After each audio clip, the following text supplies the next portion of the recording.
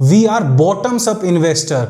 हम ये fictitious stories जो मार्केट में फैलाई जाती है ना, ये कंपनी 100% रेवेन्यू ग्रो करेगी, ये 200% रेवेन्यू ग्रो करेगी, इन पर हमें कोई भरोसा नहीं है। We really don't care.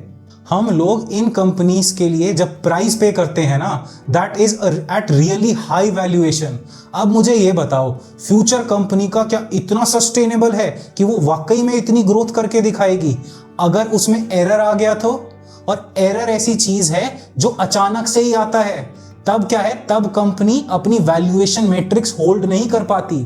तभी तो हम देखते हैं अडानी जैसे स्टॉक 40% गिर जाते हैं एक बैड न्यूज के ऊपर।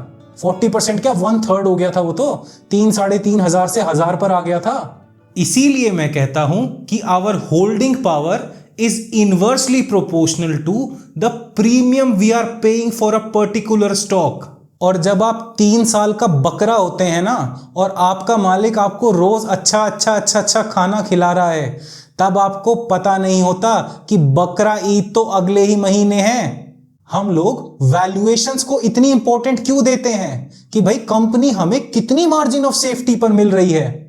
क्योंकि जितनी मार्जिन ऑफ सेफ्टी हमारी बढ़ती जाती है कंपनी के अंदर, उतना ही हम बॉटम कर पाते हैं मार्केट को। उसके बाद हमें फ्लक्चुएशन का सामना नहीं करना पड़ता। और अगर हमारा पोर्टफोलियो ज्यादातर टाइम रेड में नहीं दिखेगा हमें, तभी तो हम उसको लंबे समय तक होल्ड कर पाएंगे।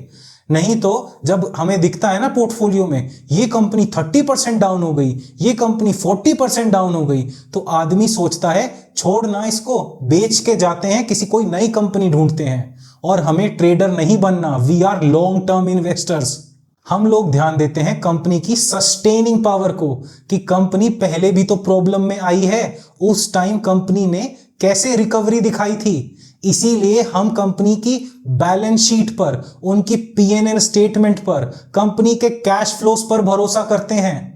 क्योंकि हमें मैनेजमेंट पर भरोसा होता है कि जैसे ही साइकिल में टर्न आएगा, वैसे ही कंपनी वापस अच्छे रेवेन्यू पोस्ट करने लग जाएगी।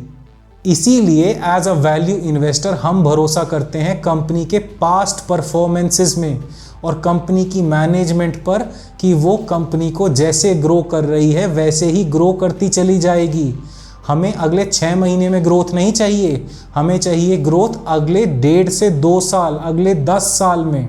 अगर आपको जानना है कि चीप PE रेशियोज कैसे ढूंढे जाते हैं जहां पर adequate margin of safety available होता है, तो डिस्क्रिप्शन वाली वीडियो को देखना ना भूलें। धन्यवाद।